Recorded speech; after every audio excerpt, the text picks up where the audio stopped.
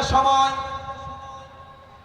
আমরা পার করছি, যেই সময় ইরান এবং আমেরিকা যুদ্ধ বেঁধে গেছে। এই যুদ্ধ শুধু ইরান আমেরিকার মধ্যে নয়, এটা গোটা পৃথিবীর মধ্যে এটার সংকট ছড়িয়ে পড়েছে। কথা বলেন ঠিক কিনা? আমাদের দেশেও সংকট ছড়িয়ে পড়েছে। শুধু আমাদের দেশে নয়, পৃথিবীর মধ্যে এমন কোন দেশ নাই যেই দেশের মধ্যে সংকট ছড়িয়ে পড়ে না। প্রিয় ভাইরা আমার, এই সংকট, এমন সংকট সামনে আসছে, যদি এই যুদ্ধ বড় হয়ে যায়, স্যাটেলাইট চ্যানেলের মাধ্যমে যেটা জানতে পারলাম, জাতিসংঘ বারবার আমেরিকাকে ফোঁসলাচ্ছে পারমাণবিক বোমা হামলা করার জন্য।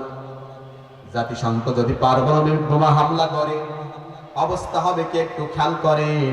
পারমাণবিক বোমাটা কি, তার ক্ষতি কতটা একটু খেয়াল করবেন। গবেষকরা যে তথ্য দিয়েছে, পারমাণবিক বোমা যদি ইরানের উপর হামলা করে আমেরিকা, 1 মিনিটে মানুষ মারা যাবে 10 থেকে 15 কোটি। কত কোটি? কি জোরে বলেন, কত কোটি? 1 মিনিটে মারা যাবে 10 থেকে 15 কোটি মানুষ। কত বড় কঠিন ভয়াবহ অপেক্ষা করছে। আর কি অবস্থা হবে এরপরে 1 মাসের মধ্যে? যে মানুষগুলো বেঁচে থাকবে, এই মানুষগুলোর গায়ে ফোঁস উঠবে, এমন পরিণতি হবে, এমন অবস্থা হবে, এই মাংসগুলো, গোস্তগুলো খসে খসে পড়ে ওই মানুষগুলো মারা যাবে। এত কঠিন পরিস্থিতি আমাদের সামনে অপেক্ষা করছে। আপনারা না মনে করছে যে আমাদের কিছুই হবে না? না না না।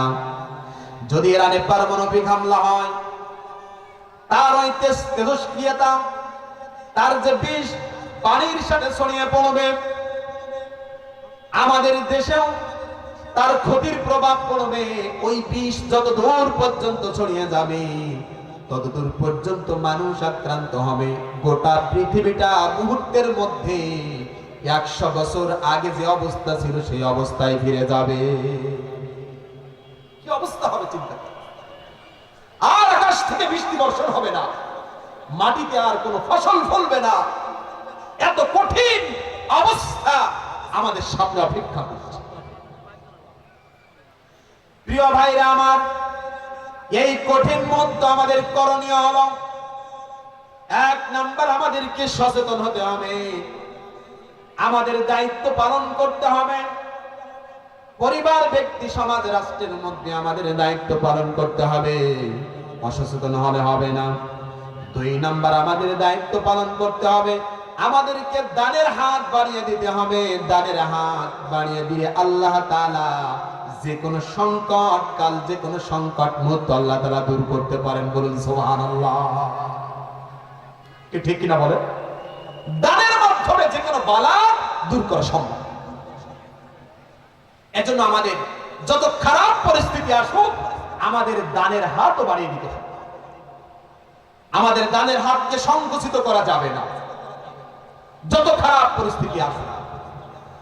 আল্লাহ তাআলা বলেন, আল্লাযীনা ইউনফিকুনা ফিস সাররাই ওয়াদ দাররাই ওয়াল কাযিমিনাল গায়য ওয়াল আফিনা মিনান নাস ওয়াল্লাহু লা ইউহিব্বুল মুহসিনিন। আল্লাহু ইউহিব্বুল মুহসিনিন। বল আল্লাহু আকবার। আল্লাহ তাআলা বলেন, তোমরা সচ্ছল অসচ্ছল সর্ব অবস্থায় আল্লাহ তাআলার পথে তোমরা ব্যয় করো। তোমাদের অভাব অনটন যখন থাকবে, তখন তোমরা আল্লাহর রাস্তায় কিছু কিছু খরচ করো। যখন তোমাদের সচ্ছল অবস্থায় থাকবে, সেই সময় তোমরা আল্লাহর রাস্তায় খরচ করো।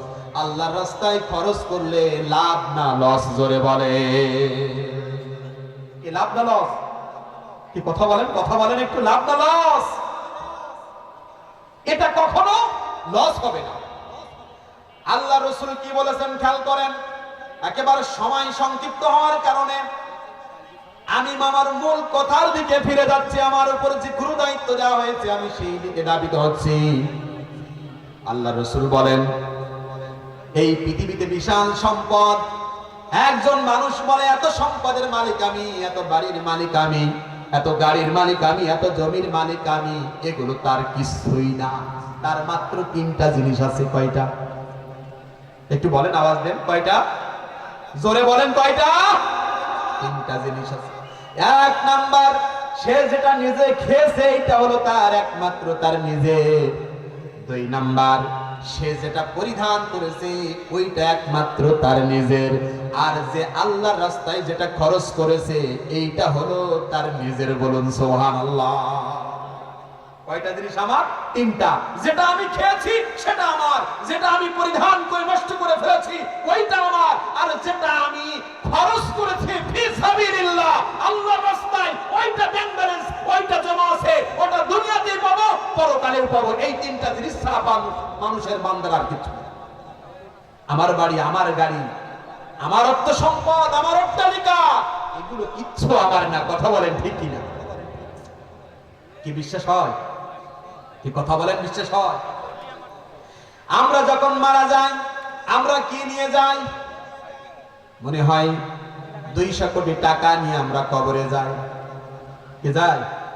না স্বর্ণ নিয়ে যাই, না খাবার দাবার নিয়ে যাই, কিচ্ছু আমরা নিয়ে যাই না। আমরা খালি হাতে যাই। এক টুকরা সাদা কাপড় পরিধান করে আমরা 3.5 জায়গার মধ্যে আমরা বিলীন হয়ে যাই। কথা বলেন ঠিক কিনা? মাত্র 3.5 জায়গা, কারোর বা 3.5 জায়গাও জোটে না। কথা বলেন ঠিক কিনা? এই তো হলো আমাদের জীবন, এই তো হলো আমাদের বাস্তবতা। এইটা নিয়ে আমরা কত বড়াই করি, এইটা নিয়ে আমরা কত অহংকার করি, কত কিছু আমরা করি। একটু খেয়াল করেন, আলেকজান্ডার দ্য গ্রেট বিশ্ব সেনাপতি ছিলেন। তিনি মারা যাওয়ার আগে ওসিয়াত করলেন। আলেকজান্ডার দ্য গ্রেট এমন সেনাপতি ছিলেন। কি খেয়াল আছে আপনাদের?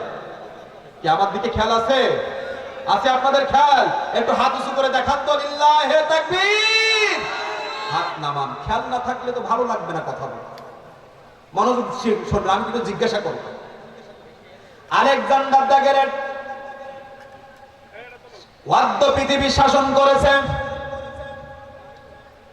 বড় সেনাপতি, তার সামনে কোন সৈন্য দাঁড়ানোর মতো এই পৃথিবীর মধ্যে কেউ ছিল না। যুদ্ধ থেকে ফিরে আলেকজান্ডার দুশ্চিন্তায় পড়ে গেলেন, বিমর্ষ হলেন। তার পাশে আশেপাশের সৈন্যরা জিজ্ঞেস করলেন, ও সেনাপতি, আপনার কেন বিমর্ষণ্য দেখাচ্ছে? আপনার কেন বিষণ্ণ দেখাচ্ছে? আপনার কেন দুশ্চিন্তা দেখাচ্ছে? আপনি কি ভাবতেছেন? আলেকজান্ডার দ্য গ্রেট বলেন, ও আমার সৈন্যরা, তোমরা শোনো, মনে হয় আমি আর বাঁচবো না। আমার যে অসুস্থতা বোধ হচ্ছে, মনে হয় আমি বাঁচবো না। সৈন্যরা বলে, কি কথা বলেন আপনি? আপনি এত বড় একজন বীর, আপনার কি হয়েছে?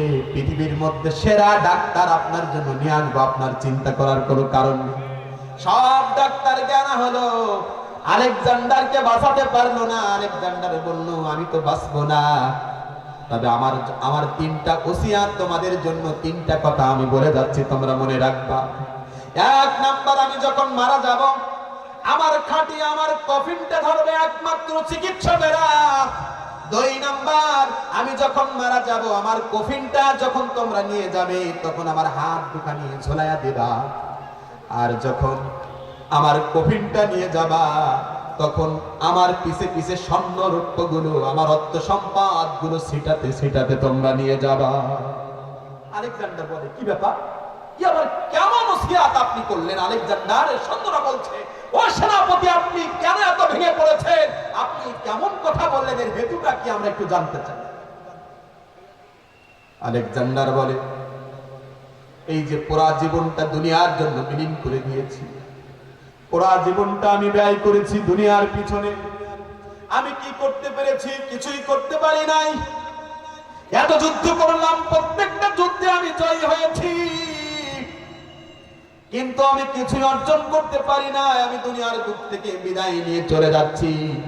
আমি কি নিয়ে যাচ্ছি? আমি কিছুই নিয়ে যেতে পারছি না।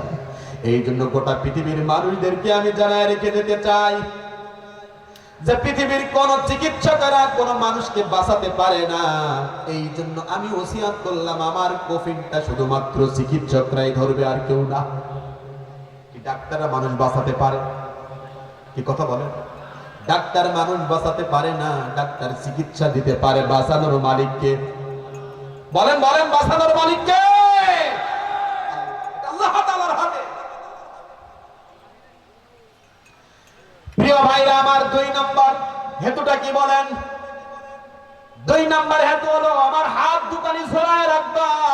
এই জন্য বলছি যে এই হাত দিয়ে তো কিছু করলাম, কিছুই নিয়ে যেতে পারলাম না, বরং বড় ভিক্ষুক হয়ে আমি দুনিয়ার থেকে বিদায় নিচ্ছি। আমি গোটা পৃথিবীবাসীদেরকে জানায় রেখে যেতে চাই। এই জন্য আমি তোমাদেরকে বলছি, আমার কফিনটা যখন নিয়ে যাবে হাত দুখানি ঝোলায়া দিয়ে যাবে। 3 নাম্বার কারণটা কি? 3 নাম্বার হেতু হলো আমার অর্থ সম্পদ যা আছে সব বিলাতে বিলাতে নিয়ে যাবে, অন্য আর কিছু না। কারণ আমি জানাতে চাই এই অর্থ সম্পদ আমার কোনো কাজে আসবে না। এই অর্থ সম্পদের জন্য এত কিছু করলাম, গোটা পৃথিবীতে আমি শাসন করলাম পৃথিবীর জন্য, দুনিয়ার জন্য, অর্থ সম্পদের জন্য, টাকা পয়সার জন্য, ক্ষমতার জন্য এত যুদ্ধ করলাম, কোনো কিছু আমার সাথে যাচ্ছে না, এগুলো কোনো উপকারে আসছে না। এই জন্য আমি এগুলো সব ছিটিয়ে দিলাম, যে আমি মানুষদেরকে বোঝাতে চাই এগুলো আমাদের কোনো উপকারে আসবে না। কথা বলেন ঠিক কিনা? কি জোরে বলেন ঠিক কিনা? ও ভাইরা, শেখপুরের ভাইরা একটু খেয়াল করেন।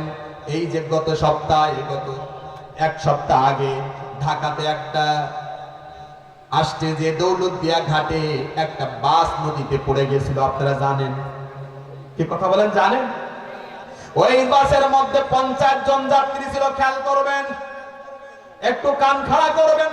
50 জন যাত্রী ছিল।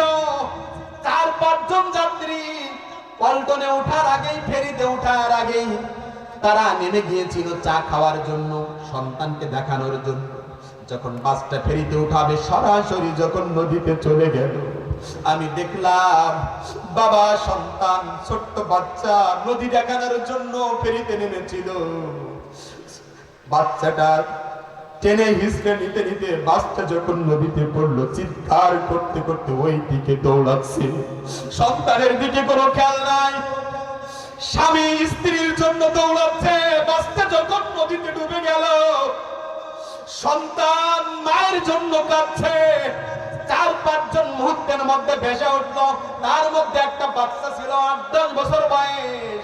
ওই বাচ্চাটা যখন উপরে উঠে আসলো, আল্লাহ তাআলা বাঁচিয়ে দিলেন। উপরে উঠে বলছে, আমার মা, ও মা, তুমি আমাকে এতিম করে রেখে চলে গেলে, আমার তো আর কেউ না।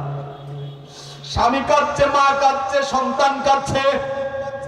40 জনের মতো মানুষ মুহূর্তের মধ্যে জীবন শেষ হয়ে গেল। মুহূর্তের মধ্যে তারা কি জানতো ওখানে তাদের মৃত্যু আছে? তারা জানতো না। ভাইরা আমার, আমাদের জীবনটা ওই রকম, মুহূর্তের মধ্যে সব ভেঙে চুরমার হয়ে যাবে। কথা বলেন ঠিক কিনা? আমরা থাকতে পারবো না।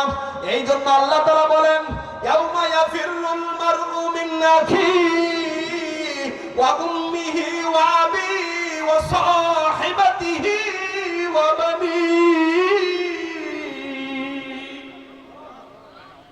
সেই দিনের ভয় করো, যেই দিন একজন মা সন্তানের উপকারে আসবে না, সন্তান বাবার উপকারে আসবে না, বাবা সন্তানের উপকারে আসবে না, ছেলে বাবার উপকারে আসবে না, স্ত্রী স্বামীর উপকারে আসবে না, স্বামী স্ত্রীর উপকারে আসবে না, বন্ধু বন্ধুর উপকারে আসবে না, প্রতিবেশী উপকারে আসবে না।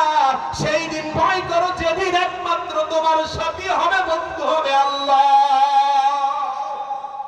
আসবে কোন উপকারে? কি কথা বলেন? উপকারে আসবে?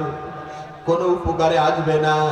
এই জন্য এই দুনিয়ার থেকে আপনি যতটুকু ভালো কাজ করতে পারবেন, যতটুকু ভালো কাজ করে যেতে পারবেন, ওটাই আপনার জীবনের জন্য আসল সম্পদ। কথা বলেন ঠিক কিনা?